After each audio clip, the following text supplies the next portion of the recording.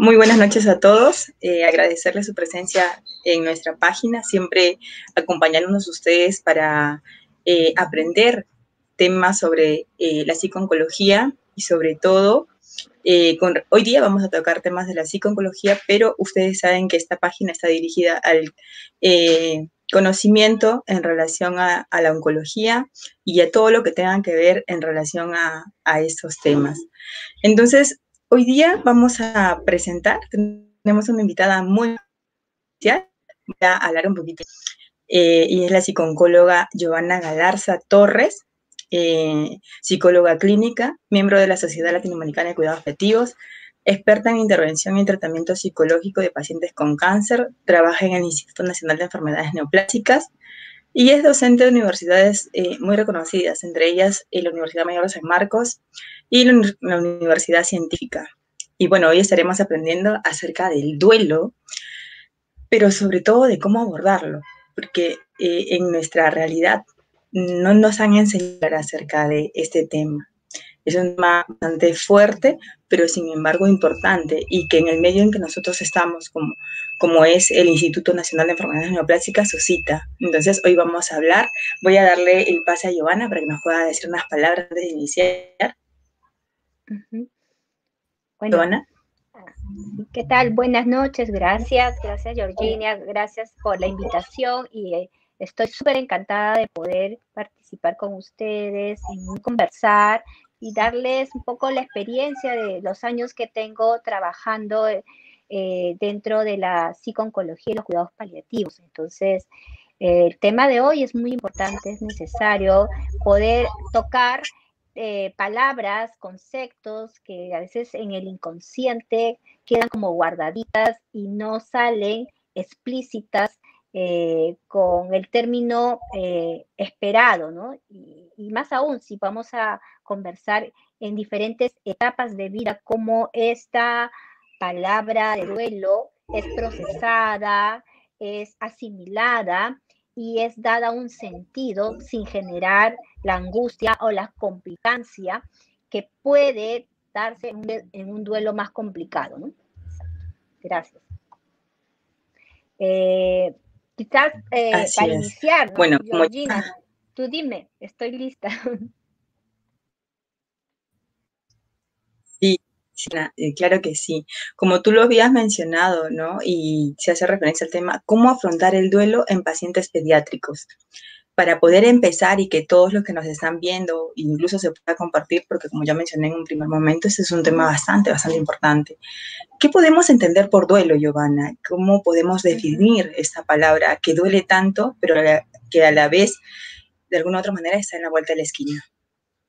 Claro, exacto, lo acabas de decir, bastante sencillo y simple. El duelo viene justamente de un término que significa a veces dolor, aflicción. Aflicción y dolor porque vamos a sentir la ausencia de un objeto, que puede ser un ser querido, de vínculo tan fuerte que al no tenerlo físicamente, cercanamente, pues sentimos esa aflicción de pérdida. Esta pérdida va a causar, dependiendo, una serie de características que pueda tener la persona, como quizás la edad, la etapa de vida que pueda llevar, cómo ha afrontado las situaciones críticas que pueda haber tenido, el soporte social con el que cuenta, el soporte familiar, va a construir quizás una estrategia, una forma, una manera de poder sostenerse frente a este dolor, entendiendo que el dolor de la pérdida frente a un duelo es un dolor propio, normal. Por lo tanto, el duelo es un proceso de aflicción natural, natural, que es entendible que me va a ocasionar tristeza, me va a ocasionar miedo, me va a ocasionar incertidumbre, me va a causar muchas formas de manifestar esa pérdida con llanto. La cuestión es poder entender, procesarla, para que no se haga tan afligente y que en el tiempo logre tener ese proceso de adaptación, de asimilación, para aceptar que ese ser querido ya no va a estar físicamente como nos gustaría que todavía continuar, que va a estar presente de una manera más subliminal, porque lo voy a asociar a través de mis recuerdos, de los mensajes, de ese amor que va a perdurar en mí, darle un mejor sentido. Y eso es lo que se busca a través de esta pérdida, ¿no? Por lo tanto, cuando nos dicen las personas, estoy pasando por un duelo y no quisiera que sea tan doloroso, entonces hay que hacerle ver primeramente que lo que siente es algo normal. Lo que vamos a ayudar es a regular la intensidad de esos sentimientos o emociones que le causan aflicción. Y que necesitamos que ellos puedan entender y comprender justamente cuáles son esas emociones, que al inicio son intensas y que poco a poco va a ir regulando para darle un mejor sentido. Así es. Así es, Giovanna. Es como que esto implica un proceso de adaptación permanente al cambio, ¿no? No se trata de reemplazar, porque la muerte nos deja un escenario definitivamente duro, como acabas de mencionar la palabra, de dolor, ¿no? Pero la persona que se ha ido, pues va a ser irreemplazable. Sus recuerdos, todo aquello que ha vivido y compartido en el hogar, nunca se va a olvidar. Y no se trata de olvidar, sino se trata de alguna otra manejar, ¿verdad? La situación y Así es. vivir con ese recuerdo, pero siendo lo más bonito que nos puede suceder en algún momento, ¿no? Lo que nos sucede en nuestra vida, a pesar de todo lo que se ha pasado, como son las historias que se ven día a día con el tema de los niños con cáncer y de lo que se desarrolla en esos ambientes por todas, incluyendo el tratamiento y todo lo que suscita dentro de esta enfermedad. Otra de las preguntas que nos estamos haciendo también es, ¿cómo es el duelo en los niños y en los adolescentes? Sí, justamente hay que ver la etapa de vida por la que uno está vivenciando, pasando por esa pérdida, por ese sufrimiento, por ese duelo, ¿no es cierto? No es igual quizás la forma como lo va a afrontar en una etapa temprana de la vida, que puede ser la niñez, como la adolescencia o la adultez en sí.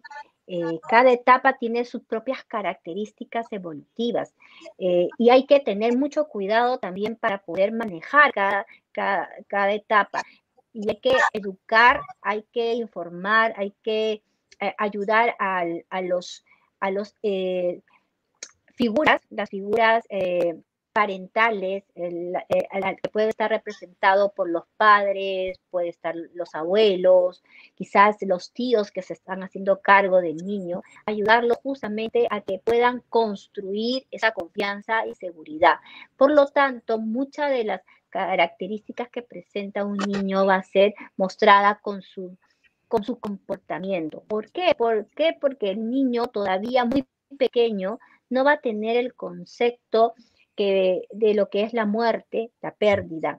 Ellos lo que van a sentir es la ausencia de ya no tener quizás, ejemplo, vamos a poner a la mamá o al abuelito que pueda haber perdido, o hasta las mascotas, porque también hay una pérdida que sienten los niños muy pequeños cuando las mascotas ya no están. Entonces, sí, entonces, las características mucho a temprana edad es que sienten ese vacío de la ausencia. Por lo tanto, no hay un concepto claro. Ellos sienten la soledad, sienten el abandono. Por lo tanto, van a sentir estas características a veces de ensimismarse o de llorar, ¿no? O reclamar. Ellos a veces no van a comprender todavía. Lo que ellos piensan es que papá nos abandonó o cuándo vendrá, porque también ellos creen que uno cuando muere, ¿no?, puede volver, porque las fantasías también en un niño más o menos entre los 3, 4, 5 años es que a veces de la muerte uno puede volver, como a veces su pensamiento es más mágico, Lógicamente están ellos en esa fantasía de crear historias, de ver historias, a veces de los superhéroes que pueden morir y después de nuevo volver a la vida. Entonces, frente a lo que el adulto le va tratando de darle ese concepto del fallecimiento, pues ellos creen en algún momento vendrá papá, en algún momento volverá a venir mi abuelito, ¿no? Pero ya cuando va pasando de ese pensamiento mágico a un pensamiento más concreto, que ya va en esta etapa ya de los 6, 7 años, pues ya el niño va viendo de que este concepto de muerte va pasando a ser irreversible. O sea que ya el papá, el abuelito, ya no va a volver, ya no va a volver, pero va dando simbolización también a estas pérdidas, va dando también simbolización a los recuerdos que ha dejado. Y que es un momento bastante crítico para ellos porque también ellos van aprendiendo a sostenerse porque van formando su propia personalidad mucho más. Entonces las figuras que van a compensar el vacío de las figuras parentales, figuras primarias, pues es muy importante qué figuras van a ser esos modelos representativos, si va a haber la ausencia de la mamá o de ambos padres. Tiene que haber pues modelos significativos que puedan reconstruir esa seguridad, esa confianza.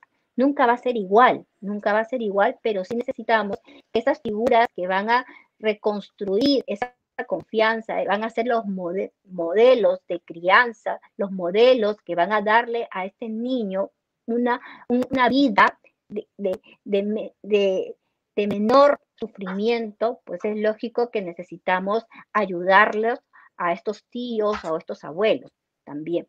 La diferencia también cuando pasa en la pérdida, ¿no? El duelo en etapas de preadolescentes y adolescentes. Es también otra etapa porque el pensamiento cambia. Ya no es un pensamiento de fantasías, un pensamiento concreto, sino es un pensamiento ya más para abstraer. Ellos, los chicos, comienzan a dar conceptos más elaborados y van conociendo significados, van dando entendimiento a que si bien la muerte ya no uno puede regresar, es universal y que todos vamos a pasar también porque es parte de esa vida. Entonces, en esta etapa también de cambios, que es la preadolescencia y la adolescencia, se pasa por estas pérdidas y el proceso del duelo a veces suele ser más complicado por las características también de cambios que está sufriendo el adolescente, cambios físicos, cambios emocionales. Entonces, es completamente distinto en cada etapa y en cada etapa hay que tener el entendimiento adecuado para un abordaje bastante fino y cuidadoso. Sí, así es, ¿no? Justo con lo que mencionabas, como para ir un poquito entendiendo en la parte de los niños, el hecho de que hay veces los papás no sabemos explicar, ¿no? Y de repente decimos, está dormido, y creemos que se va a despertar, y no tienen este concepto, como tú dices, por los pensamientos que están desarrollándose, ¿no? En el tema de los niños, que es la parte, pues, ¿no?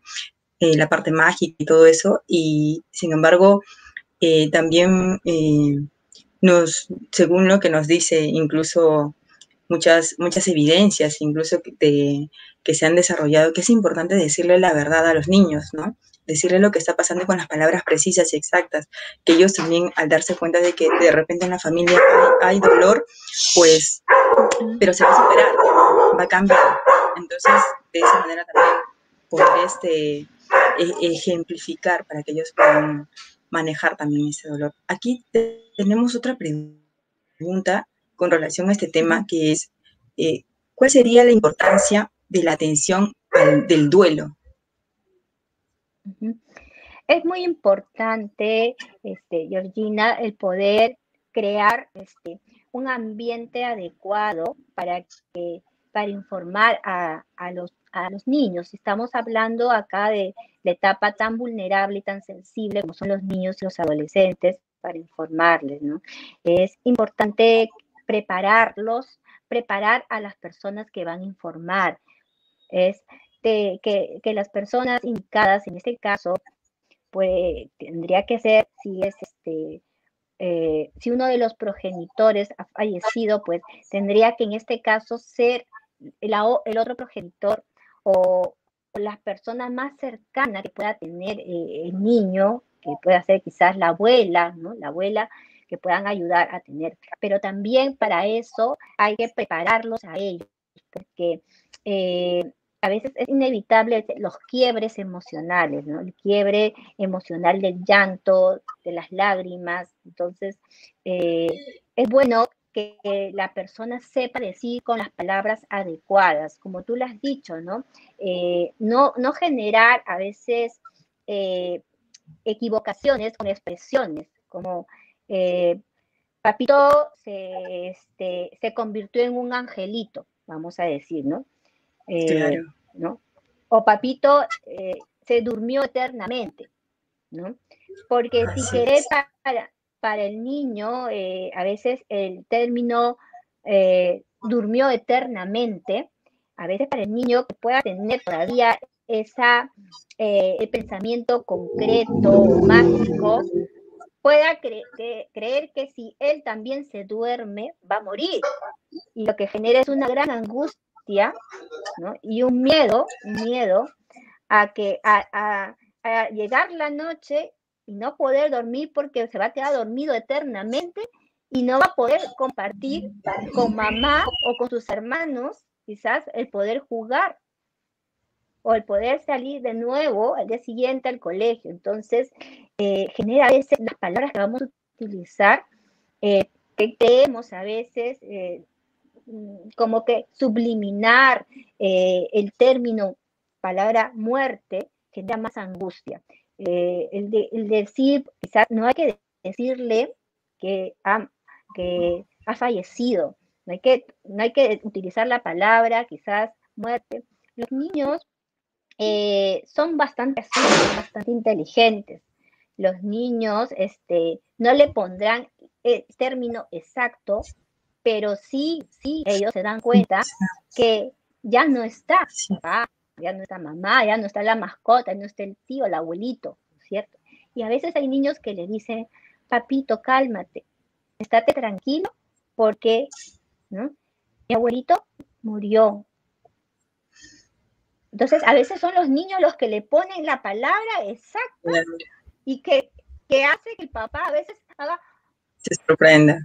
y dice, ¿y Sí, cómo lo claro. hizo? ¿Y cómo, mi Sí, hijo? ¿No?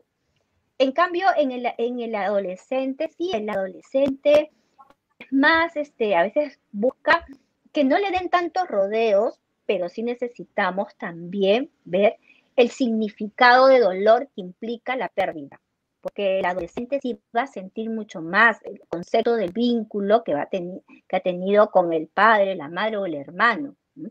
Es muy fuerte para ellos saber, porque ellos ya manejan todo el tema de que no van a volver a verlo, pero sí que van a sentir el sufrimiento. En el adolescente a veces se va a utilizar los mecanismos de defensa, a veces de retraerse, de ensimismarse mucho más, y de a veces actuar como a veces con distanciamiento, ¿no? Es como que hay que adolescente que diga a veces aparentemente esté como se le ha informado que su papá falleció, pero él está como si nada en su cuarto, ¿no?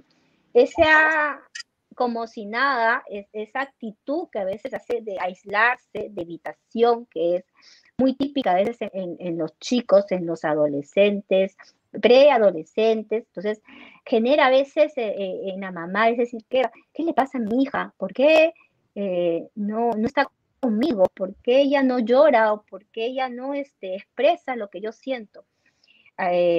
Los adolescentes se ponen a veces muy herméticos porque también para ellos les es difícil expresar esa emoción.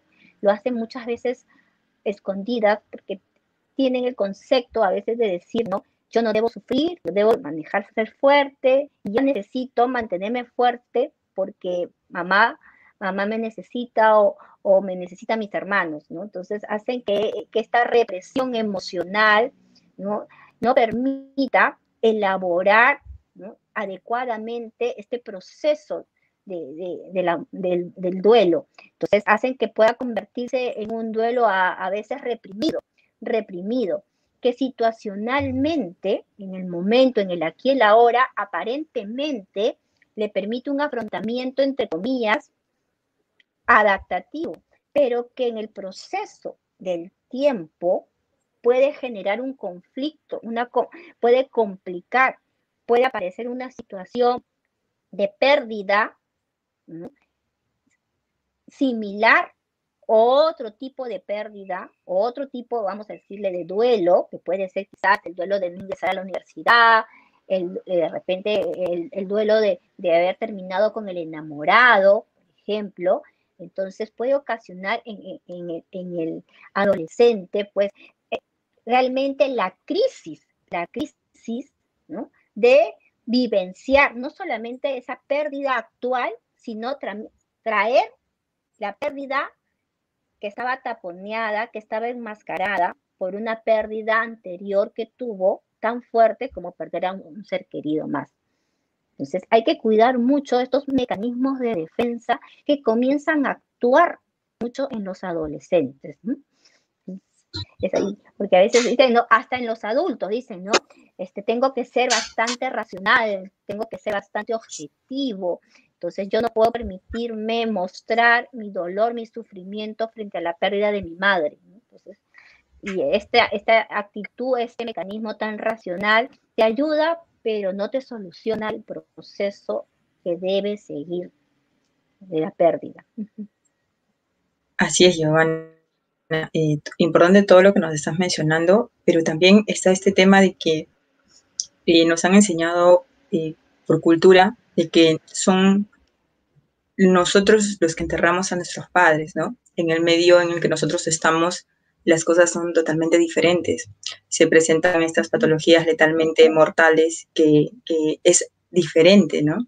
Sobre todo, como mencionas, en los niños y en los adolescentes. ¿Cómo sería el manejo de duelo en los padres con relación a este proceso que suscita en el instituto?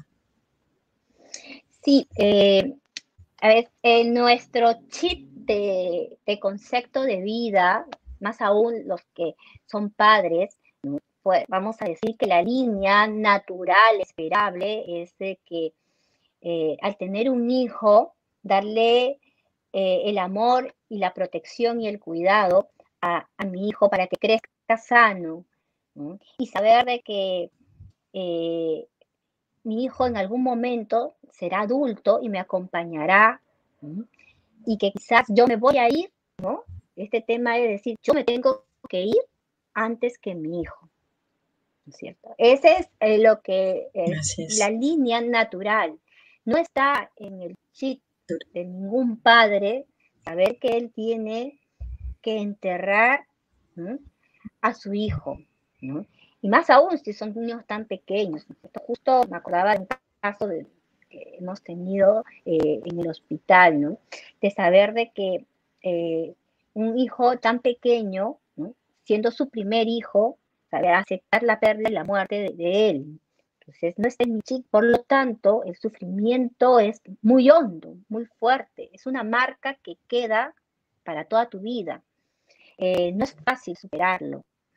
Recuerdo un caso de una señora que su niño de 9 años fue diagnosticado de leucemia, una LLA, desde muy pequeño y estuvo en tratamiento pues 4 años, ¿no?, de los cuales tuvo recaídas, hasta que la señora tuvo que aceptar de que había un tratamiento más paliativo. El niño falleció, pero falleció de una manera tan subliminal porque le dio el tiempo de preparar a sus hermanos, a su mamá. Para su mamá no era fácil aceptar la pérdida y ella me dijo, ¿no?, mi vida ya no tiene sentido porque el sentido de vida era mi hijo y el hospital. ¿Ahora qué hago si mi hijo no está?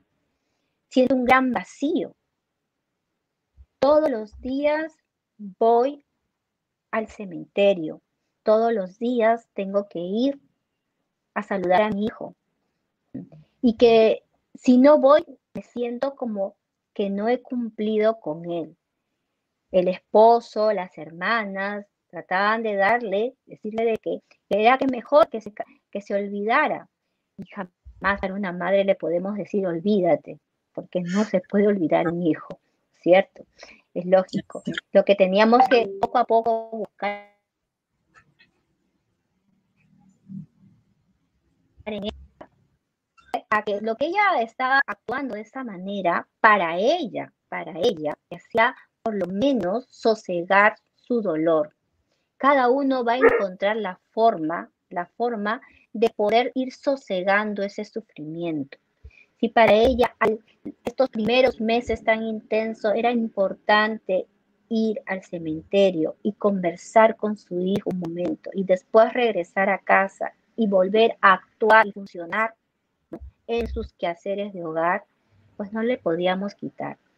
Lo que podíamos ayudarle a ella es justamente encaminarla, que poco a poco ella iba encontrando que no solamente a su hijo podía conversarlo en el cementerio, en la tumba, sino también podía ella, a través de otros recursos de afronte, poder encontrar en casa, ¿no? ¿no? Poder en ella encontrar en casa este soporte de continuar, ¿no? Su vida y recordar que su hijo le dejó muchos encargos. Y uno de los encargos grandes que le dijo el hijo a su mamá fue: mamá, ¿no? ¿no? Cuida a mis abuelos, ¿no? Y más adelante, quiero que me digas, ¿no? Porque el niño decía que iban a estar siempre conectados, que, que tú vas a tener otra hija y yo voy a tener una hermanita. Era algo que la mamá recordó, ¿no? Y que dijo, no, es cierto, mi vida tiene que continuar y yo tengo que continuar los compromisos que mi hijo me dejó. Ella logró poco a poco, porque ha sido la terapia que se ha tenido posterior, que no la hacemos mucho en el INEM, porque una historia se cierra, pero que ella buscó en el INEM ser escuchada, tocó las puertas y se le abrieron. Poco a poco, ahora en el transcurso de los años, que esto digo, es una de las primeros casos que he tenido, la señora ya tiene cerca de 10 años que su niño ha fallecido, ella ha vuelto a ser mamá, ¿no? Ha vuelto a reconstruir su hogar y a ella lo que ha hecho es poder ahora darse un tiempo también de poder estudiar, porque su hijo le decía que ella tenía que ser alguien más en la vida, que siga una carrera, que pueda trabajar. ¿No? Y eso es lo que ella logró, poco a poco darle el sentido a esos encargos que el hijo dejaba, pero que lo tiene presente, eso sí, siempre se acuerda las fechas significativas y eso son marcas que quedan en el cuerpo de la historia de vida de la persona. Son marcas, cicatrices que ya no están abiertas, pero que son marcas que nos hacen recordar, ¿no? Momentos que pueden haber sido alegres o difíciles de haber pasado, como el día que le diagnosticaron a su hijo, el día que empezó una quimioterapia, el día en que le dieron la mala noticia de que ya el tratamiento no iba a poder darle el control de la enfermedad, el día que falleció. Son fechas muy marcadas para ella, pero que ya no le hacen llorar demasiado, sino simplemente una aflicción de recordarlo a él.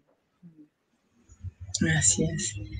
Sí, pues con lo que nos comentas son realidades que en verdad suscitan dentro del instituto y, o sea, este es uno de los casos que son muchos papitos que pasan por este tipo de situación, muchos, ¿no? Esta es una enfermedad, como mencioné, muy letal.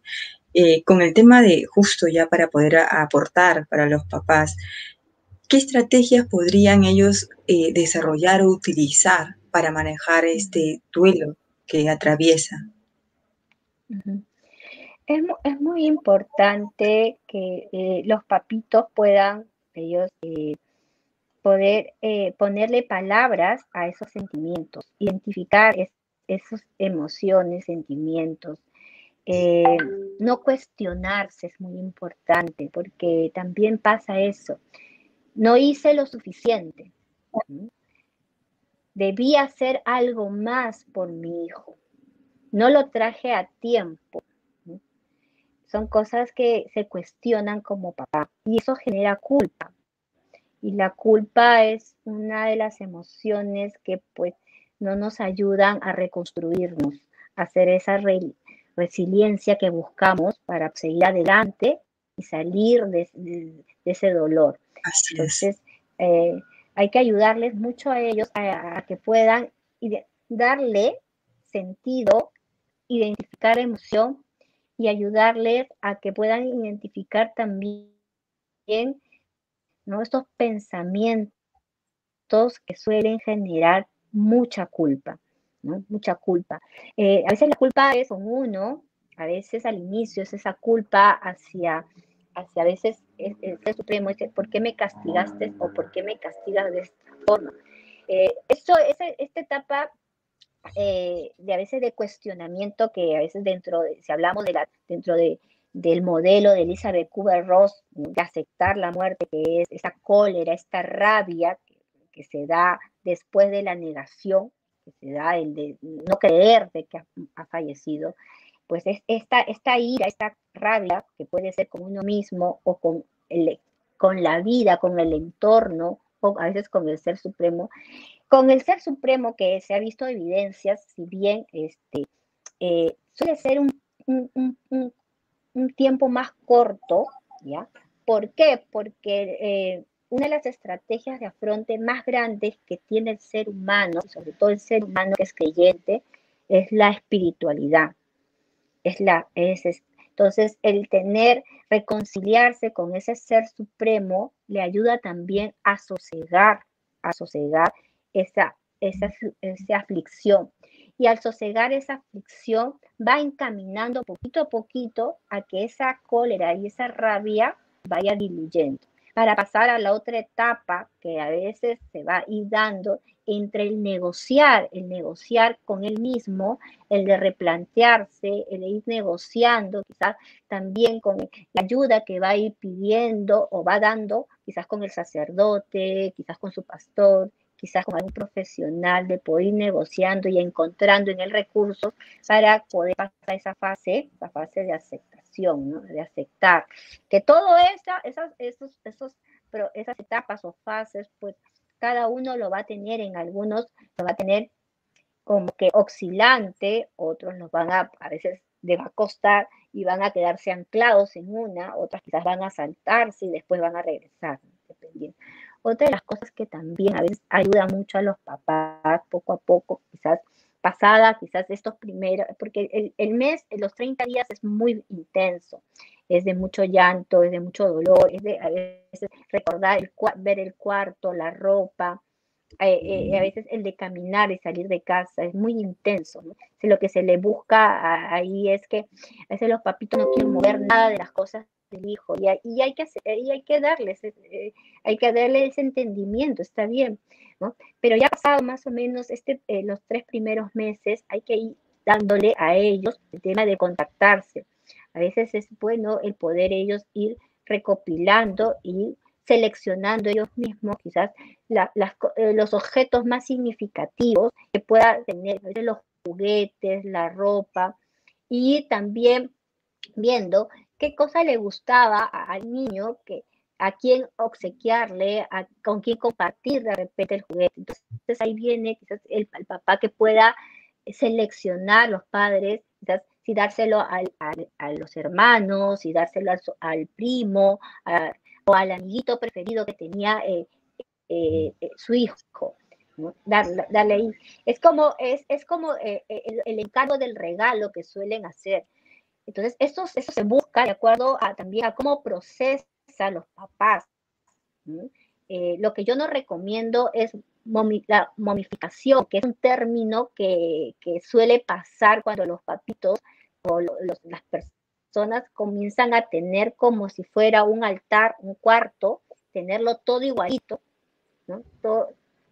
Mantener todas las cosas intactas, ¿no? Y lo convierten a veces hasta en un santuario, ¿no? Entonces, Esto ya nos da un indicativo de que el duelo no está siendo elaborado de forma saludable. Es un riesgo a que pueda pasar a un duelo mucho más complicado y patológico. También se le ayuda mucho a los papás también dentro de este proceso que va casi ya para el tercer mes y ya para esta segunda etapa que se dice estos 6 primeros meses, es también ir encontrando las fotografías y armar este baúl, el baúl de estos objetos significativos. El primer juguete, quizás que haya guardado, la primera foto que pueda tener, ¿no? Que ese baúl de recuerdos que pueda ser ese baúl que sí, que está seleccionado y que lo pueda tener como un soporte para la mamá o el papá, ¿no? De poder en algún momento volver a abrir el baúl y poder conversar, ¿no? De las anécdotas que han pasado. A veces algunos papás seleccionan de todos los dibujos que el niño ha tenido, ¿no? Buscan seleccionar y guardar los dibujos que hicieron a los 5 años, quizás lo que han hecho en el colegio. A veces los papitos, por ejemplo, a nosotros nos piden, los que hemos trabajado, a veces me ha pasado a mí en consulta, tanto privada como también en el INEM, ¿no? Entonces, como nosotros trabajamos mucho con juegos, con los dibujos, entonces los niños suelen hacer trabajos de expresión para nosotros interpretativa de sus angustias, de sus temores, que implica la simbolización de la familia. Entonces nosotros los guardamos y las mamás recuerdan, ¿no? Y dicen, doctora, yo recuerdo que a mi hijo usted le aplicó unos dibujitos, quisiera ver si es posible que yo los pueda tener, los pueda guardar. Hay que tener mucha delicadeza para poder también explorar la necesidad, ¿no? Porque se va viendo esa necesidad de la mamá guardar todo lo que ha sido de su hijo, tenerlo, porque ese tenerlos implica construir simbólicamente al hijo que ausente, que ya no está. Entonces hay que ayudarle a los papitos también y ver, ¿no? Cuánto esa necesidad es. Y si está dentro de lo que se les puede dar, sí. Yo he armado lo que llamamos nosotros los folders de los recuerdos y dárselo a mis pacientes, ¿no? Para que los papás le den el significado que ellos puedan tener. Sí, ¿no? Lógicamente, ver el tema del riesgo que pueda tener este duelo más complicado que se pueda dar. Después de los 6 meses, a veces los papás ya encuentran ese soporte, ya van ellos tratando de interactuar socialmente, entonces se busca mucho ayudarlos a enfocar a la interacción con las actividades propias de la familia, que ellos vayan poquito a poquito participando en algunas reuniones, por ejemplo. Que si fuera el tema de un niño, pues incorporarlo quizás poquito a poquito al tema de actividades que que ha tenido el niño. Al inicio de repente el niño jugaba fútbol, ya no va a querer jugar fútbol porque ha perdido al papá. Pero después poco a poco el niño hay que irlo incorporando a esas actividades para que siga, porque sus características de crecimiento evolutivo se tienen que dar, se tienen que ir dando. Entonces, ir al ritmo también de la propia persona frente a la pérdida. Cuando ya pasa más que todo este término que los papitos a veces dan, las misas del mes, de los 3 meses, de los 6 meses, ¿no? Y ya ellos van narrando, porque ellos van narrando en cada sesión, a veces el recordar, ¿no? La pérdida de su hijo, vas viendo de que esa narrativa que ellos van dando frente a la pérdida, ¿no? Entonces ya no va siendo con tanta aflicción, con tantas lágrimas. Entonces vamos viendo que ya ellos se están ya acomodando. Ya, si bien han estado sintiendo la intensidad, han estado tratando de asimilar, ya van acomodando esas emociones para que ya no sean tan intensas y para que pasen a esta etapa de dar el mejor sentido a la pérdida. ¿Qué se espera que dentro de este proceso de meses que dura el año? Es una pérdida natural a un duelo propio. Pero si se mantiene la intensidad, la aflicción pasada estos meses, estos 12 meses, estamos hablando que entran en un duelo bastante complicado. A veces ya entran con cuadros de depresión, que puedan tener los papás, puedan tener quizás los niños también, ¿no? Entonces ahí la terapia tiene que ir acompañada también a veces de un soporte psicofarmacológico en sí, que por eso digo, siempre y cuando vamos viendo que se convierte en un duelo complicado, porque el duelo es natural, ¿no? Entonces no podemos estar dando medicación a un niño si tiene que pasar por su proceso natural. Que podemos darle, quizás aliviarle un poco esa angustia a las personas en un momento crítico, sí, pero que ese proceso hay que sentirlo. Lo que no vamos a buscar es que ellos pues se desestructuren, lógicamente, ¿no? Cuando ya pasa el año y sigue un duelo más complicado y llega a los 2 años con un duelo ya patológico, que te digo que hay estas características de momificación, de poner un santuario, a veces la persona dice, no toques nada, ¿no? No toques nada porque esto es de mi hijo. Entonces tú abres y dice, mamá lo limpia todos los días, ¿no? El cuarto de mi hermano, uno no puede entrar. Entonces, esto ya empieza a convertirse en algo que no le va a permitir procesar. La señora todavía quedó anclada simbólicamente el cuarto como ese cuarto de un pasado que ella quiere conservar intacto. Eso Así es. ¿no? Recordarle también a los, como lo mencionabas tú y hace un momento cuando recién iniciábamos, el tema de cómo enseño yo a las personas que están a mi alrededor a procesar un duelo. En este caso, pues no, sí, los padres están afrontando una pérdida, pero mis hijos están aprendiendo la forma como yo afronto ese duelo. Y de eso ellos van a desarrollar más adelante sus propias experiencias. Justo con lo que mencionabas, esa palabra muy, muy linda que a mí me gusta, que se utiliza mucho en la psicología transpersonal, que es la espiritualidad, que ayuda mucho, en realidad muchos pacientes oncológicos se apoyan mucho en ese tema de la espiritualidad y es súper, súper importante. Entonces, justo lo que tú nos mencionabas también, Giovanna, con relación a, y acabo de mencionar de repente una psicología, la psicología transpersonal, ¿qué terapia podríamos utilizar para poder abordar ese tema del duelo, ya como para centrarnos principalmente en... A ver, yo me acomodo como profesional a la estructura, ¿no?, del paciente, a lo que me trae el paciente, y voy manejando las técnicas que me facilitan para el paciente poder. No tengo una formación psicoterapéutica, pero me acomodo y jalo, ¿no?, de un enfoque, de una escuela, una técnica que me ayuda. Por lo tanto, hago, ¿no?, casi integral, pero sin perder mi línea, mi línea de la TCC, que es la terapia cognitiva conductual, ¿no?, que me permite a mí el poder manejar a través, pues, de las técnicas que puedo utilizar con niños, que es con juegos, con expresiones, ¿no?, que me ayuda a poder encontrar estos pensamientos que los niños van trayendo y que puedo ir modificando, hacer modelajes a veces de cómo ellos van dando sentido a la pérdida. Entonces, sí, con el niño es muy fácil poder trabajar con los juegos, con la parte lúdica. Me ayuda bastante el poder manejar de esa manera, explorar la información. El poder, si hace la pérdida, hablamos de un duelo por pérdida de una parte de su cuerpo, cuando hablamos nosotros de la pérdida que va a sufrir por una cirugía, donde va a perder una parte importante para su cuerpo, que cambia su imagen corporal. También me ayuda a veces los muñecos, me ayudan los dibujos, me ayuda a que ellos mismos identifiquen su cuerpo.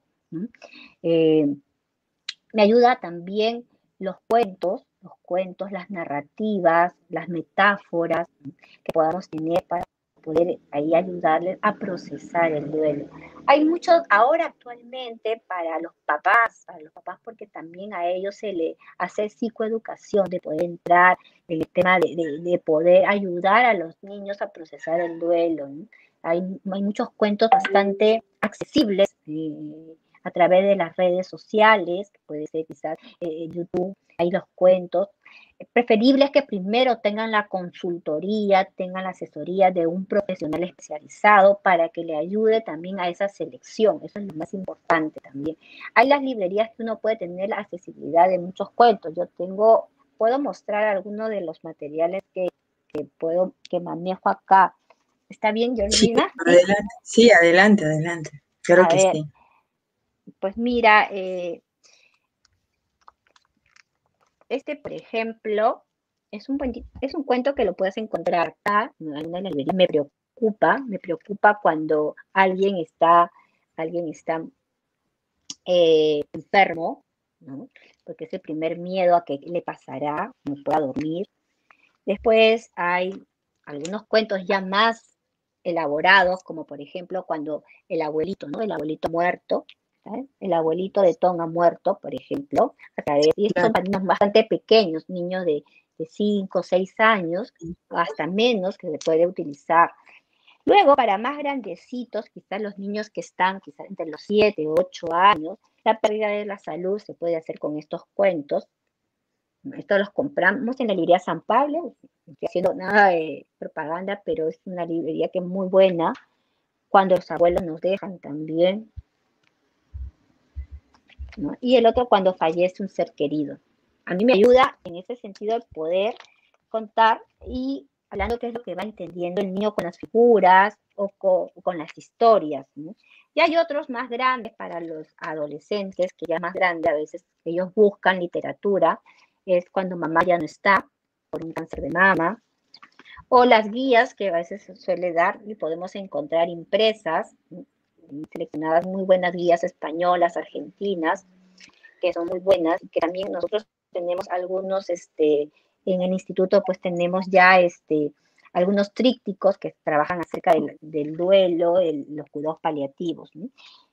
Ayudan mucho. Y los muñequitos, los muñecos, cuando hablamos de los muñecos de niños amputados que tenemos, que los trabajamos dependiendo del enfoque también del profesional, nos ayuda a trabajar, los dibujos, las expresiones, el dibujo libre ayuda un montón, con las témperas o las plastilinas ayudan también los niños a crear también esa situación de vacío que puedan tener cuando ya no está uno de los miembros ahí, cómo ellos perciben ahí el tema de las ubicaciones, los roles, quién reemplaza a papá, ¿no? Quién ahora ocupa el lugar de papá o de mamá, o cuando quizás también con los padres, también con los papis cuando ya no tienen al hijo, es un poco más la terapia, un poco más de acompañamiento, de explorar estos miedos, estas culpas que se dan con los papis, ¿no?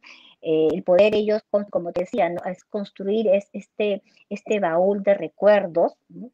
Este álbum de fotos también. Hay una técnica que se utiliza mucho con la parte espiritual, ¿no? Es poder que los papás puedan traer, que seleccionen la foto que más le agrade de su hijo y que puedan traerlo a la terapia y poder conversar, ¿no? Para despedirse, para ir cerrando palabras que ellos quisieron decirles a su hijo, ¿sí? Y que ahora implica. Se hace la técnica de la silla vacía también para ir despedirse y procesando, ¿sí? Entonces, hay varias técnicas que nos ayudan a nosotros los psicólogos desde un enfoque gestal, desde un enfoque humanista, ¿sí? Que permiten pues a ayudarnos a procesar esta pérdida. Así es. Bueno, Joana, en verdad muchas gracias por esta información que nos has brindado y que de alguna u otra manera sí que va a ayudar a los papás a que entiendan mejor el tema del duelo. Y bueno, ya agradecerte tu presencia en nuestra página por estar haciendo hoy día el tema. Muchísimas gracias de parte del equipo VICA. Y De repente más adelante nos volvemos a encontrar. Un abrazo, Giovanna, te dejo para que te despidas. Bueno, muchísimas gracias, de verdad, Georgina, yo decía, el duelo es bastante amplio, ¿no? Hay el duelo a veces hasta del propio profesional también, que siente la pérdida de su niño que ha cuidado y ha tratado, pues es un tema más amplio. Igual, agradezco muchísimo, espero que esta información, en base a mi experiencia, pueda ayudar a aliviar y a sosegar a aquellos que están escuchando, ¿no? No se sientan solos, siempre están acompañados, que poco a poco esta ficción pueda darles a ustedes el mejor sentido de recuperación del porqué de vida que tienen ustedes. Gracias. Listo, muchas gracias a todos, buenas noches, nos estamos viendo hasta el próximo viernes. Gracias, Giovanna, gracias, hasta luego. Ajá.